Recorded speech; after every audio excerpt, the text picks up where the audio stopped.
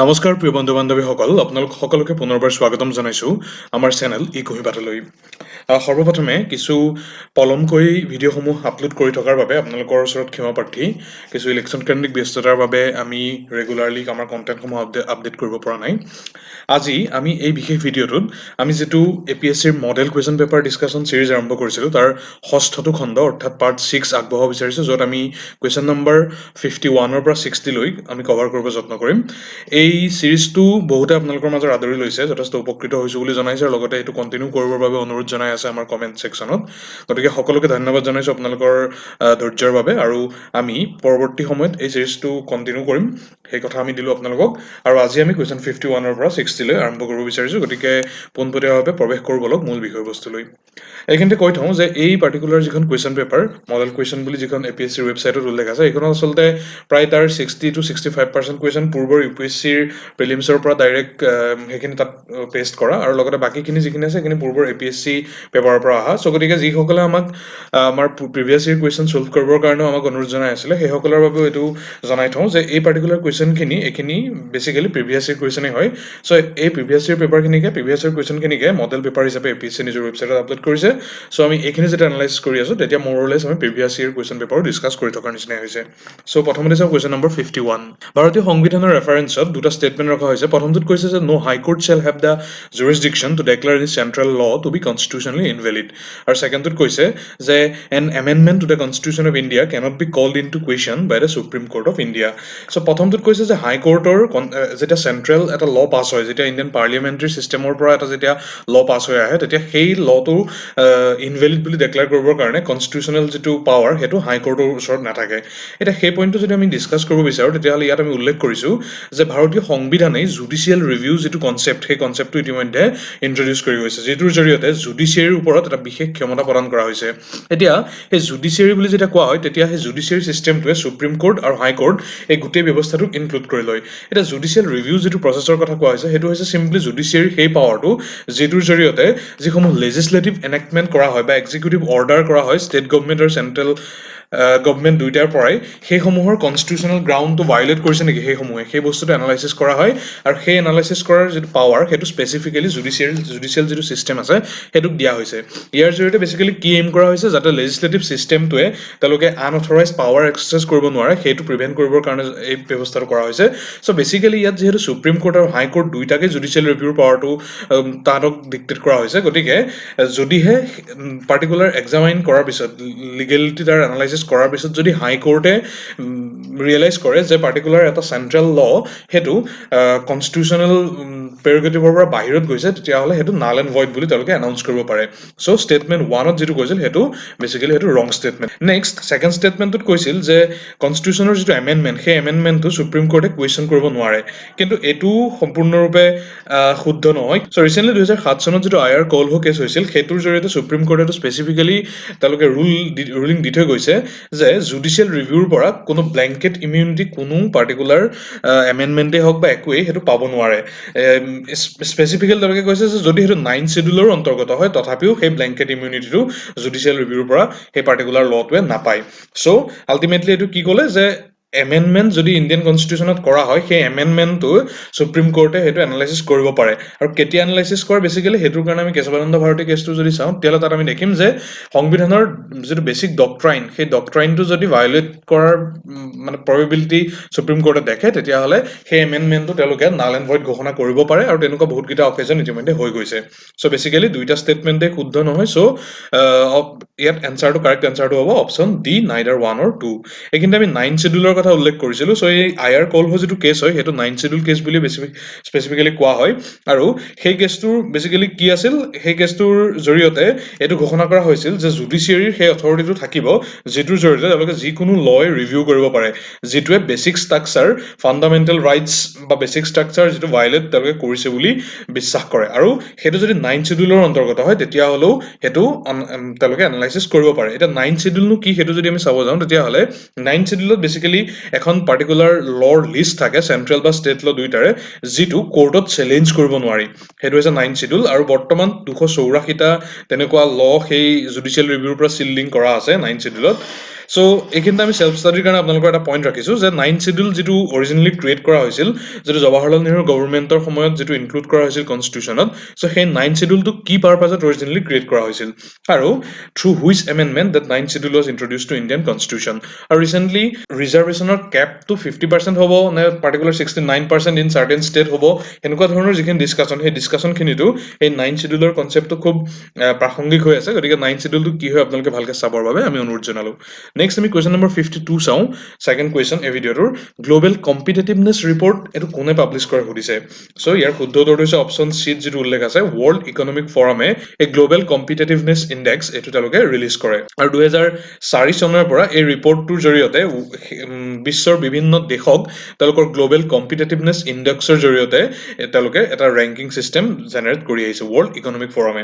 আৰু এই যিটো কম্পিটেটিভনেছ, সেই কম্পিটেটিভনেছটো সেইটো আইডেণ্টিফাই কৰাৰ মূলতঃ 12টা পিলাৰ তেওঁলোকে ইতিমধ্যে সন্নিৱিষ্ট কৰি থৈছে ৱৰ্ল্ড ইকনমিক ফৰামে।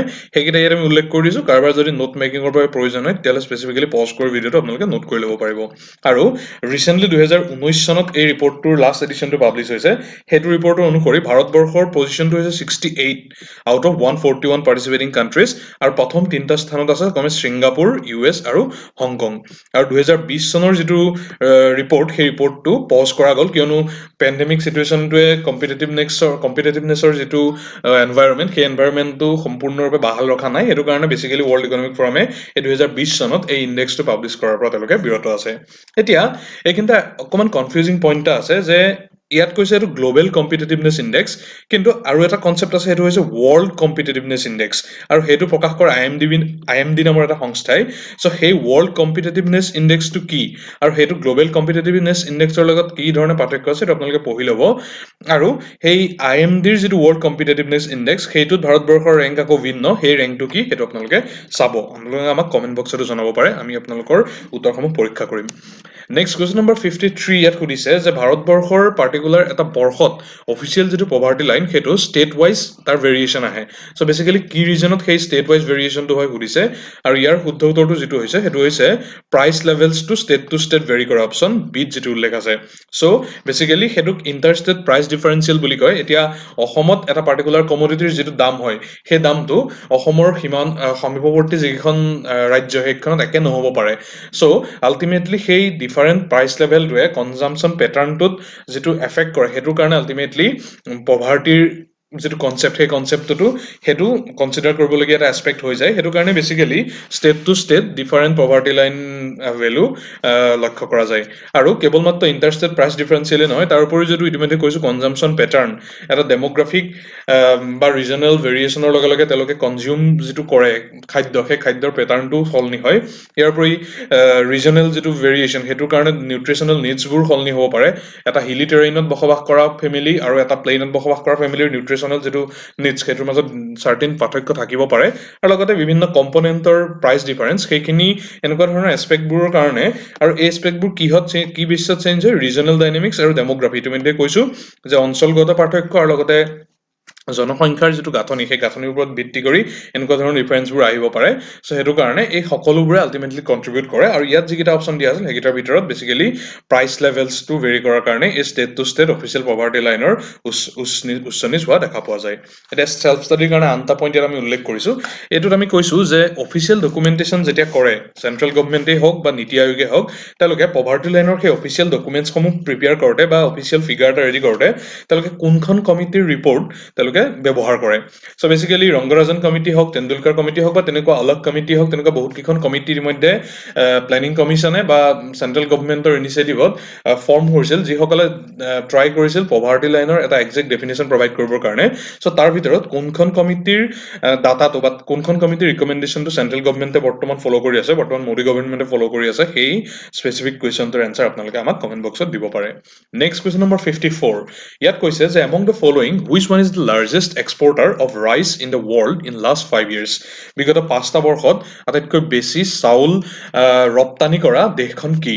আৰু ইয়াৰ শুদ্ধ উত্তৰটো হৈছে অপশ্যন বিত যিটো উল্লেখ আছে আমাৰ দেশ ভাৰতবৰ্ষ চ' লাষ্ট 5 ইয়াৰ্ছ ইতিমধ্যে কৈছে ভাৰতবৰ্ষ ৱৰ্ল্ডছ লাৰ্জেষ্ট ৰাইচ এক্সপৰ্টাৰ হৈছে আৰু ডিউৰিং 2019 তেওঁলোকে $7.1 বিলিয়ন নেট ৱৰ্থৰ এক্সপৰ্ট ৰাইজ কৰিছে আৰু দ্বিতীয় আৰু তৃতীয় পজিশ্যনত আছে ভাৰতবৰ্ষৰ পিছত ক্ৰমে থাইলেণ্ড আৰু ভিয়েটনাম আৰু ভাৰতবৰ্ষৰ যিটো ৰাইচ এক্সপৰ্ট সেই ৰাইচ এক্সপৰ্টটো টোটেল গ্ল'বেল ৰাইচ এক্সপৰ্টৰ 32.5% হয় যথেষ্ট এটা হিউজ এমাউণ্টৰ ৰাইচ ভাৰতবৰ্ষই বিশ্বৰ বিভিন্ন দেশলৈ ৰপ্তানি কৰে আৰু ৰাইচ কনজাম্পশ্যনৰ কথা যদি কয় এইটো ৰাইচ এক্সপৰ্টৰ কথা আমি ক'লোঁ ৰাইচ কনজিউম আটাইতকৈ বেছি সংখ্যক কোনে কৰে যদি আমি সেই এনালাইচিছটো কৰিব যাওঁ তেতিয়াহ'লে টপ 3 পজিশ্যনত থকা কাণ্ট্ৰি কেইখন হৈছে চাইনা ইণ্ডিয়া আৰু ইণ্ডোনেছিয়া ইয়াৰে চাইনা আৰু ইণ্ডিয়া যিহেতু তেওঁলোকৰ ডেম'গ্ৰাফিক যিটো ডাটা সেইটোৰ মতে ৱৰ্ল্ডৰ দুখন লাৰ্জেষ্ট কাণ্ট্ৰি ডেম'গ্ৰাফিকেলি চ' সেইটো কমন এছপেক্ট এটা হয় যে অবভিয়াছলি ৰাইচ কনজাম্পশ্যন বাঢ়িবই চ' তিনিটা টপ পজিশ্যনত ৰাইচ কনজাম্পশ্যন পইণ্ট অফ ভিউৰ পৰা কোন কোন আছে পুনৰ কৈছোঁ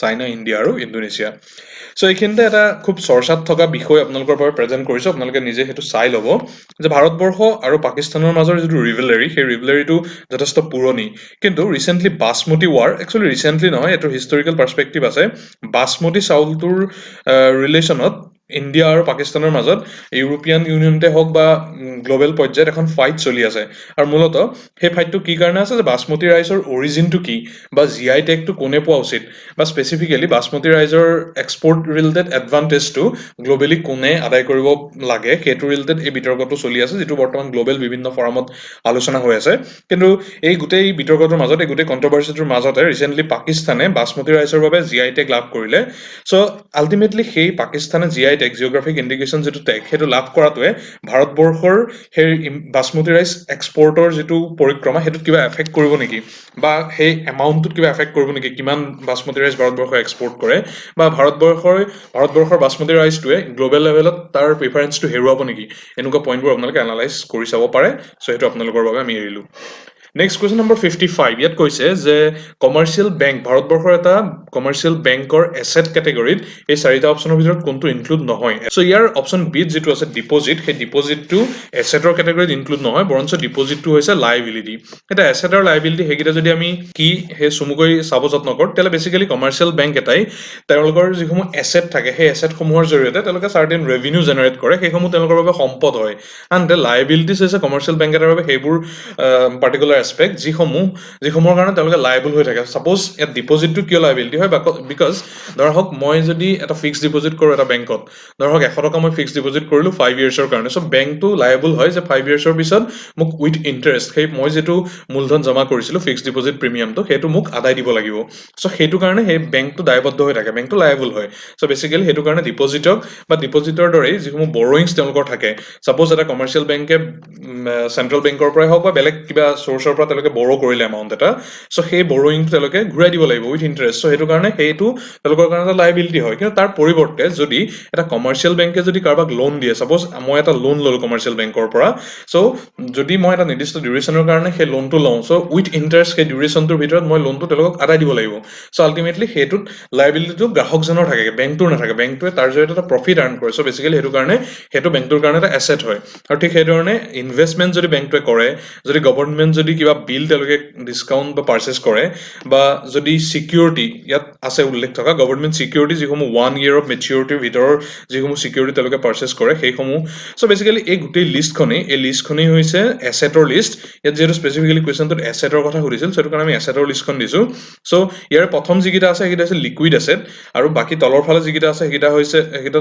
লিকুইড এছেট নহয় চ' ইয়াত ওপৰৰ ফালে যদি cash in hand cash at the central bank এনেকুৱা ধৰণৰ যিসমূহ এছেট থাকে সেইসমূহ যিমানে বাঢ়ি থাকে সিমানেই লিকুইডিটিটো বাঢ়ে এতিয়া লিকুইডিটি হৈছে কেছ হিচাপত যিমান বস্তু বেংকটোৰ ওচৰত থাকিব সিমানেই বেংকটোৰ লিকুইডিটিটো বেছি হয় বুলি ক'ব কিন্তু যিমানেই লিকুইডিটি বাঢ়ে সিমানেই প্ৰফিটেবিলিটিটো কমে আপোনালোকে ইয়াত চাব পাৰে যদি এটা বেংকৰ কেছ ইন হেণ্ড বেছি থাকে তেতিয়াহ'লে অবভিয়াছলি বেংকটোৰ লিকুইডিটি বাঢ়িব কিন্তু সেই কেছখিনি যিহেতু তেওঁলোকৰ ইউটিলাইজ হোৱা নাই গতিকে তেওঁলোকে প্ৰফিট তাৰ পৰা আৰ্ণ কৰিব নোৱাৰে চ' তেওঁলোকৰ প্ৰফিটেবিলিটিত কমিব চ' চিম্পলি আমি চামাৰাইজ এই ধৰণে কৰিব পাৰোঁ যে লিকুইডিটি আৰু প্ৰফিটেবিলিটি এটা কমাৰ্চিয়েল বেংকৰ from the point of finance financial assets দুইটা ইটো সিটোৰ ইনভাৰ্সলি প্ৰপৰ্চনেল হয়, দুইটা কন্ট্ৰাডিক্টৰি হয়, আৰু যিমানেই এটা বেংকৰ লিকুইড ফাইনেন্সিয়েল এছেট বেছি থাকে সিমানেই তাৰ প্ৰফিটেবিলিটিটো কম থাকে। চ' সেইধৰণে আমি সামাৰাইজ কৰিব পাৰোঁ। আপোনালোকে আৰু বেছি থৰ' আণ্ডাৰষ্টেণ্ডিঙৰ কাৰণে বিভিন্ন ইকনমিক্সৰ স্পেচিফিক বুক পঢ়ি ল'ব পাৰে, আৰু যদি আমাৰ এক্সপ্লেনেশ্যনটোত কিবা খুঁত ৰৈ গৈছে তেতিয়াহ'লে আমাকো জনাব পাৰে। নেক্সট কুৱেশ্যন নম্বৰ 56 ইয়াত কৈছে যে এই চাৰিখন নেশ্যনেল পাৰ্কৰ ভিতৰত কোনখন টেম্পাৰেট আলপাইন জোনত পৰে। চ' টেম্পাৰেট এলপাইন জোনত পৰা যিখন নেশ্যনেল পাৰ্ক সেইখন হৈছে basically valley of flowers national park. এতিয়া অপশ্যন ডি। চ' ইয়াৰ প্ৰথম অপশ্যনটো মানস নেশ্যনেল পাৰ্ক, সেইটোৰ বিষয়ত বিভিন্ন পৰ্যায়ত আমি বহুত আলোচনা কৰিছোঁ বা আমি সকলোৱে হয়তো মৰলেছ অৱগত, গতিকে সেইটো আমি আলোচনা নকৰোঁ। বাকী তিনিখনৰ বিষয়ে চমুকৈ আপোনালোকক ইয়াত জনাব বিচাৰিছোঁ। So' valley of flowers national park সেইখন উত্তৰাখণ্ডৰ চামোলি ডিষ্ট্ৰিক্টত আছে, আৰু এইখন নন্দা দেৱী বায়'স্ফিয়াৰ ৰিজাৰ্ভ যিটো আছে সেইটোৰ এটা অংশ। মূলতঃ ভেলি অফ ফ্লাৱাৰ্ছ আৰু নন্দা দেৱী নেশ্যনেল পাৰ্ক দুয়োটাই কম্বাইন হৈ নন্দা দেৱী বায়'স্ফিয়াৰ ৰিজাৰ্ভটো গঠন কৰিছে, আৰু মূলতঃ এণ্ডেমিক এলপাইন ফ্লাৱাৰ্ছৰ যিসমূহ মিডোজ আছে, যিসমূহ গ্ৰাছলেণ্ড আছে, সেইসমূহৰ কাৰণে ভেলি অফ ফ্লাৱাৰ্ছটো এইটো খুব বিখ্যাত। আৰু এই এলপাইন জোন, টেম্পাৰেট এলপাইন জোন, এইটো এটা টেম্পাৰেট জোনৰ এটা স্পেচিফিক কেটেগৰী হয়। চ' এই টেম্পাৰেট এলপাইন জোনত এই ভেলি অফ ফ্লাৱাৰ্ছ নেশ্যনেল পাৰ্কখন লোকেট হৈ আছে। নেক্সট নামদফা নেশ্যনেল পাৰ্ক ইয়াত অপশ্যন আছিলে। চ' নামদফা নেশ্যনেল পাৰ্ক আমাৰ সীমান্তৱৰ্তী অৰুণাচল প্ৰদেশৰ চাংলাং ডিষ্ট্ৰিক্টত অৱস্থিত। চ' এইটো ইষ্টাৰ্ণ হিমালয়ৰ এটা বায়'ডাইভাৰ্চিটি হটস্পট হয়, আৰু এইখন হৈছে ভাৰতবৰ্ষৰ প্ৰেক্ষাপটত 4th লাৰ্জেষ্ট নেশ্যনেল পাৰ্ক আৰু নৰ্থ ইষ্টৰ আটাইতকৈ লাৰ্জেষ্ট নেশ্যনেল পাৰ্ক। চ' নেশ্যনেল পাৰ্ক আটাইতকৈ লাৰ্জেষ্টখন কি? জম্মু এণ্ড কাশ্মীৰৰ হেমিছ নেশ্যনেল পাৰ্ক, আৰু 4th লাৰ্জেষ্টখন হৈছে নামদফা নেশ্যনেল পাৰ্ক, আৰু নামদফা নেশ্যনেল পাৰ্কখন হৈছে নৰ্থ ইষ্টৰ আটাইতকৈ ডাঙৰ national park from the point of view of area. আৰু এই নামদফা নেশ্যনেল পাৰ্কত এটা স্পেচিফিক এনিমেল পোৱা যায়, সেইটো হৈছে নামদফা ফ্লাইং স্কুইৰেল। চ' এই বিশেষ জন্তুটো এইটো এই পাৰ্কখনৰ এণ্ডেমিক জন্তু হয়, আৰু এইটোৰ বৰ্তমান ষ্টেটাছটো হৈছে ক্ৰিটিকেলি এণ্ডেঞ্জাৰ্ড। এইটো কেৱল মাত্ৰ নামদফা নেশ্যনেল পাৰ্কত দেখা পোৱা গৈছিল, আৰু এই ইউনিক স্পেচিছটো বৰ্তমান বহু বছৰ ধৰি ইয়াক দেখা পোৱা নাই। চ' এইটো ক্ৰিটিকেলি এণ্ডেঞ্জাৰ্ড কেটেগৰীত ইয়াত লিষ্টিং কৰা হৈ আছে। আৰু যিটো আন এটা অপশ্যন আছিল নেওৰা ভেলী নেশ্যনেল পাৰ্ক। চ' এই নেওৰা ভেলী নেশ্যনেল পাৰ্কখন আছে আকৌ ৱেষ্ট বেংগলৰ কালিম্পং ডিষ্ট্ৰিক্টত, আৰু এইটো ইষ্টাৰ্ণ ইণ্ডিয়াৰ এটা ওৱান অফ দ্য ৰিচেষ্ট বায়'লজিকেল জোন হয়। আৰু ইয়াত ইণ্টাৰেষ্টিংলি খুব এটা এলিগেণ্ট এনিমেল পোৱা যায়, সেইটো হৈছে ৰেড পাণ্ডা। সেই ৰেড পাণ্ডা যিটো এই পাৰ্টিকুলাৰ নেশ্যনেল পাৰ্কখনৰ ইউনিক এনিমেল হয়। চ' সেইটো মনত ৰখা উচিত আমি। আৰু এইখিনিতে আমি খুব নিউজত থকা এটা নেশ্যনেল পাৰ্কৰ বিষয়ে আপোনালোকক জনাব বিচাৰিছোঁ। সেইখন হৈছে চিমলিপাল নেশ্যনেল পাৰ্ক। ইয়াত আমি প্ৰশ্ন আকাৰে ৰাখিছোঁ, আপোনালোকে উত্তৰ দিব পাৰে। চিমলিপাল নেশ্যনেল পাৰ্ক সেইখন ক'ত অৱস্থিত? ৰিচেণ্টলি বা লাষ্ট বহু সপ্তাহ ধৰি এই চিমলিপাল নেশ্যনেল পাৰ্কখন খুব চৰ্চাত আছিল। মূলতঃ এটা প্ৰকৃতিসৃষ্ট কালামিটি ৰিজনৰ কাৰণে এই চিমলিপালখন চৰ্চাত আছিল। চ' সেই কালামিটিটো কি আৰু কিয় এইখন চৰ্চাত আছিল, চ' সেইটো আপোনালোকে চাব, আমাক জনাব পাৰে কমেণ্টত। Next question number 57। ইয়াত চাৰিখন ষ্টেট দিয়া আছে, ছত্তীশগড়, মধ্যপ্ৰদেশ, মহাৰাষ্ট্ৰ আৰু উৰিষ্যা। চ' এই ষ্টেটকেইখনৰ ৰেফাৰেঞ্চত forest cover to total area, সেই যিটো ৰেচিঅ', সেই যিটো পাৰ্চেণ্টেজ, সেই পাৰ্চেণ্টেজৰ হিচাপত আমি ইহঁতক এছেণ্ডিং অৰ্ডাৰত বেচিকেলি এছাইন কৰিব লাগে। চ' ফৰেষ্ট এৰিয়া আৰু ফৰেষ্ট কভাৰ, চ' এই দুটা বস্তুৰ মাজত এটা পাৰ্থক্য আছে। চ' ফৰেষ্ট এৰিয়া মানে যিটো হৈছে সেইটো হৈছে geographic area recorded as forest in the government record. So' সেইকাৰণে সেইটোক ৰেকৰ্ডেড ফৰেষ্ট এৰিয়া বা RFA বুলি চমুকৈ ক'ব পাৰি। আনহাতে ফৰেষ্ট কভাৰ মানে যিটো হৈছে all lands more than 1 hectare in area with a tree canopy density of more than 10% is called forest cover. So' such lands may not be necessarily notified as forest area. চ' দুইটাৰ মাজত পাৰ্থক্য আছে। Forest area হ'বলৈ হ'লে সেইটো recorded forest area basically, আৰু forest কভাৰটো এইটো চিম্পলি এই ট্ৰী কেনপি ডেঞ্চিটিটো 10%তকৈ বেছি হ'ব লাগে আৰু 1 হেক্টৰতকৈ বেছি মাটি থাকিব লাগে, সেইটো ষ্টেচুচৰিলি ফৰেষ্ট এৰিয়া বুলি নটিফাইড নহ'বও পাৰে। এতিয়া এৰিয়া ৱাইজ আৰু ফৰেষ্ট কভাৰ ৱাইজ এই দুইটা ৰেংকিঙত পাৰ্থক্য আছে। এৰিয়া ৱাইজ মানে হৈছে পাৰ্টিকুলাৰ এখন ষ্টেটৰ কিমান মাটিকালি, কিমান বনাঞ্চলেৰে আৱৰি আছে। And the forest cover wise মানে হৈছে টোটেল যিটো মাটিকালি এখন ষ্টেটৰ, সেই মাটিকালিৰ কিমান শতাংশ তাত বনাঞ্চল আৱৰি আছে। চ' এই ছেকেণ্ড যিটো ৰেংকিং সেইটো পাৰ্চেণ্টেজ বেচিছত, আৰু ফাৰ্ষ্ট যিটো ৰেংকিং সেইটো কমপ্লিটলি এৰিয়া বেচিছত হ'ব। আমাক ইয়াত যিহেতু ফৰেষ্ট কভাৰটো টোটেল এৰিয়া সুধিছে, তেতিয়াহ'লে এই চাৰিখন ষ্টেটৰ আমি যদি চাব যত্ন কৰোঁ, ছত্তীশগড়, মধ্যপ্ৰদেশ, মহাৰাষ্ট্ৰ আৰু উৰিষ্যা। এই ছত্তীশগড় হৈছে আটাইতকৈ বেছি, তাৰপিছতে আছে উৰিষ্যা, তাৰপিছতে হ'ব মধ্যপ্ৰদেশ, আৰু লাষ্টত আছে মহাৰাষ্ট্ৰ। চ' সেইটো কাৰণে কেটেগৰীটো যিটো হৈছে সেইটো হৈছে 3241। এইটো পাৰ্টিকুলাৰ কুৱেশ্যনটোৰ হিচাপত দিছোঁ। চ' আটাইতকৈ কম হৈছে মহাৰাষ্ট্ৰ, দেন মধ্যপ্ৰদেশ, দেন উৰিষ্যা, আৰু আটাইতকৈ বেছি আছে ছত্তীশগড়ৰ চাৰিখন ষ্টেটৰ ভিতৰত। আৰু এই গোটেই যিখিনি ডাটা আমি দি আছো সেইখিনি মূলতঃ Indian state of forest report, যিটো চমুকৈ যিটো ISFR বুলি কোৱা হয়, Indian state of forest report 2019 একদম লেটেষ্ট এডিশ্যন যিটো আছিল সেই 2019 হিচাপত আমি দি আছো। আৰু এইখিনিতে আমি এৰিয়া ৱাইজ আৰু ফৰেষ্ট কভাৰ ৱাইজ দুইটা ৰেংকিঙৰ টপ 5 আমি মেনশ্যন কৰিব বিচাৰিছো। So' forest largest forest area wise যদি আমি চাওঁ তেতিয়াহ'লে মধ্যপ্ৰদেশ হৈছে আটাইতকৈ লাৰ্জেষ্ট এৰিয়া ৱাইজ, অৰ্থাৎ মধ্যপ্ৰদেশৰ আটাইতকৈ বেছি মাটিকালি ফৰেষ্টে আৱৰি আছে মাটিকালি হিচাপত। আৰু ক্ৰমে বাকীকেইটা পজিশ্যনত আছে অৰুণাচল প্ৰদেশ, ছত্তীশগড়, উৰিষ্যা আৰু মহাৰাষ্ট্ৰ। চ' এইটো কমপ্লিটলি মাটিকালিৰ হিচাপ পুনৰ কৈছো। আনহাতে পাৰ্চেণ্টেজ ৱাইজ যদি আমি চাওঁ তেতিয়াহ'লে মিজোৰাম আটাইতকৈ টপ পজিশ্যনত আছে। মিজোৰামৰ টোটেল মাটিকালিৰ 85.41% বনাঞ্চলে আৱৰি আছে। আৰু ইণ্টাৰেষ্টিংলি এই forest cover wise percentage data হিচাপত টপ 5 ষ্টেটত আটাইখন নৰ্থ ইষ্টাৰ্ণ ষ্টেটে আছে। ছেকেণ্ডত আছে অৰুণাচল প্ৰদেশ, থাৰ্ডত আছে মেঘালয়, মণিপুৰ আৰু নাগালেণ্ড। ইয়াৰ জৰিয়তে এইটো প্ৰতীয়মান হয় যে নৰ্থ ইষ্টাৰ্ণ যিসমূহ ৰাজ্য সেইসমূহৰ টোটেল যিটো এৰিয়া, জিঅ'গ্ৰাফিকেল এৰিয়া হিচাপত যদিও এইটো লেছ দেন 10% আছে সমগ্ৰ ভাৰতবৰ্ষৰ হিচাপত, কিন্তু অলমষ্ট 1/3 ফৰেষ্ট কভাৰ এৰিয়া এই নৰ্থ ইষ্টৰ ষ্টেটসমূহে সমগ্ৰ ভাৰতবৰ্ষৰ হিচাপত আৱৰি আছে। আৰু চেল্ফ ষ্টাডিৰ কাৰণে এইখিনিতে এটা পইণ্ট ৰাখিছো, এইখিনি আমি পাৰ্টিকুলাৰ ফৰেষ্ট কভাৰ এৰিয়াৰ কথা কৈছিলো। এতিয়া মেনগ্ৰোভ কভাৰ হিচাপতো এটা ডাটা আছে। মেনগ্ৰোভ কভাৰ মানে হৈছে বেচিকেলি মেনগ্ৰোভ ফৰেষ্ট হিচাপত কোনখিনি অঞ্চল আৱৰি আছে সেইটোকে মেনগ্ৰোভ কভাৰেৰে বুজোৱা হয়। So' mangrove cover of the country, এই যিটো ডাটা সেইটো ডাটাৰ হিচাপত এখন পাৰ্টিকুলাৰ ডিষ্ট্ৰিক্টতেই আটাইতকৈ বেছি সংখ্যক মেনগ্ৰোভ বনাঞ্চল আছে, সেইখন হৈছে চাউথ 24 পৰগনা। চ' এই চাউথ 24 পৰগনা ডিষ্ট্ৰিক্টখন কোনখন ষ্টেটত আছে সেইটোকে আমি ইয়াত সুধিছো। এই চাউথ 24 পৰগনা এইটোৱে টোটেল ইণ্ডিয়াৰ 41.85% মেনগ্ৰোভ কভাৰ এই পাৰ্টিকুলাৰ ডিষ্ট্ৰিক্টখনতে আছে। আৰু সেই পাৰ্টিকুলাৰ ডিষ্ট্ৰিক্টখন যোনখন ষ্টেটত আছে, যিখন ষ্টেটত আছে সেই ষ্টেটখনেই আটাইতকৈ লাৰ্জেষ্ট কণ্ট্ৰিবিউশ্যন আগবঢ়াই আছে গোটেই ভাৰতবৰ্ষৰ টোটেল মেনগ্ৰোভ কভাৰৰ পাৰ্চেণ্টেজটো লৈ। চ' আপোনালোকে সেই ষ্টেটখন আইডেণ্টিফাই কৰিব লাগে, সহজ প্ৰশ্ন। চ' কুৱেশ্যন নম্বৰ 58, ইয়াত তিনিটা ষ্টেটমেণ্ট আছে। ইণ্ডিয়ান ফৰেষ্ট এক্ট 1927 এটা ৰিচেণ্ট এমেণ্ডমেণ্ট মতে forest dwellers have the right to fell the bamboos grown on forest area. So' এই ষ্টেটমেণ্টটো শুদ্ধ নহয়, কিয়নো ৰিচেণ্টলি যিটো এমেণ্ডমেণ্ট অনা হৈছে ইণ্ডিয়ান ফৰেষ্ট এমেণ্ডমেণ্ট বিল 2018ত, চ' এই যিটো ইণ্ডিয়ান ফৰেষ্ট এমেণ্ডমেণ্ট বিল 2018 অনা হৈছে সেইটোৰ জৰিয়তে ট্ৰিৰ ডেফিনেশ্যনৰ পৰা বেম্বো অৰ্থাৎ বাঁহক আঁতৰাই দিয়া হৈছে। চ' এইটো এইকাৰণেই কৰা হৈছে যাতে পূৰ্বতে ইণ্ডিয়ান ফৰেষ্ট এক্টৰ মতে ট্ৰিৰ ডেফিনেশ্যনত বেম্বো ইনক্লুড আছিল, কিন্তু সেইটো এই এমেণ্ডমেণ্টৰ জৰিয়তে আঁতৰাই দি এইটো কাৰণেই দিয়া হৈছে বুলি ক্লেইম কৰা হৈছে যে এইটোৰ জৰিয়তে ট্ৰাইবেল আৰু যিসমূহ ফৰেষ্ট ডুৱেলাৰ আছে, যিসমূহে ফৰেষ্টৰ আশে পাশে তেওঁলোকে থাকে আৰু ফৰেষ্টৰ ওপৰত তেওঁলোকে জীৱিকা নিৰ্বাহৰ চ'ৰ্চ হিচাপে ডিপেণ্ডেণ্ট হৈ থাকে, সেইসমূহৰ ডে টু ডে আৰ্নিং জেনেৰেশ্যনৰ বাটটো কিছু টনকিয়াল হ'ব। সেই লক্ষ্যৰেই এই এমেণ্ডমেণ্টটো অনা হৈছে। চ' এইটোৰ জৰিয়তে কি কৰা হৈছে যে যিসমূহ নন ফৰেষ্ট এৰিয়া আছে, যিসমূহ ফৰেষ্ট হিচাপে নটিফাইড হৈ থকা নাই, সেইসমূহত যিসমূহ বেম্বো আছে সেইসমূহৰ ফেলিং এণ্ড ট্ৰেনজিট, সেইসমূহ কাটিব পাৰিব আৰু সেইসমূহ বিক্ৰী কৰিব পাৰিব এই ট্ৰাইবেল এৰিয়াৰ মানুহখিনিয়ে বা ফৰেষ্ট ডুৱেলাৰখিনিয়ে। কিন্তু এই পাৰ্টিকুলাৰ কুৱেশ্যনটোত কৈছিল যে ফৰেষ্ট এৰিয়াত থকা বেম্বো কাটিব পাৰিব, কিন্তু প্ৰকৃততে bamboo grown on forest area would continue to be classified as a tree. অৰ্থাৎ এই পাৰ্টিকুলাৰ এমেণ্ডমেণ্টটো এপ্লিকেবল হ'ব অকল নন ফৰেষ্ট এৰিয়াৰ বাঁহৰ ক্ষেত্ৰতে। ফৰেষ্ট এৰিয়াৰ যিসমূহ বাঁহ সেইসমূহ এতিয়াও ট্ৰিৰ আণ্ডাৰত সেইসমূহ ক্লাছিফাইড হৈ থাকিব, সেইসমূহ ছেফগাৰ্ড হৈ থাকিব আৰু লিগেল ৰেষ্ট্ৰিকশ্যন থাকিব সেইসমূহ কটা আৰু সেইসমূহ বিক্ৰীৰ ক্ষেত্ৰত। গতিকে statement 1 is not correct. Next statement 2ত কৈছিল যে as per schedule tribe and other traditional forest dweller recognition of forest rights act 2006 bamboo is a minor forest produce. So' Indian forest act originally যিখন আছিল সেইখনৰ জৰিয়তে কেৱল মাত্ৰ forest produce টাৰ্মটোহে define কৰা হৈছিল।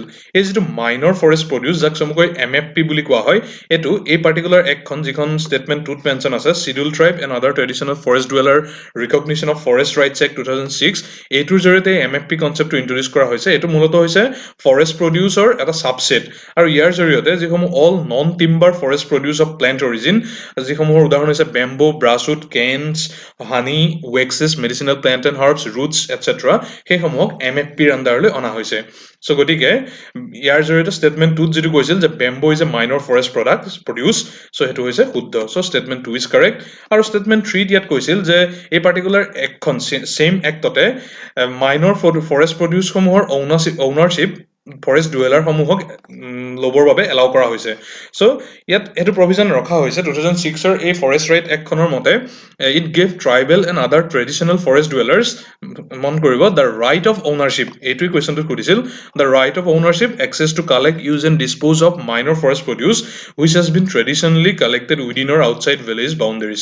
চ' বেচিকেলি মাইনৰ ফৰেষ্ট প্ৰডিউচৰ যিটো উদাহৰণ হৈছে বেম্বো বা বাঁহ, চ' সেই তেনেকুৱা ধৰণৰ মাইনৰ ফৰেষ্ট প্ৰডিউচসমূহৰ যিটো অ'নাৰশ্বিপ ৰাইট সেইটো ট্ৰাইবেল লোকসকলক আৰু যিসমূহ ট্ৰেডিশ্যনেলি ফৰেষ্টৰ ওপৰত নিৰ্ভৰশীল মানুহ তেওঁলোকক সেইটোৰ অ'নাৰশ্বিপ ৰাইটটো তেওঁলোকক গতাই দিয়া হৈছে। So' statement 3 is also' correct. So' 2 and 3 is correct. So' obviously option B will be the correct answer.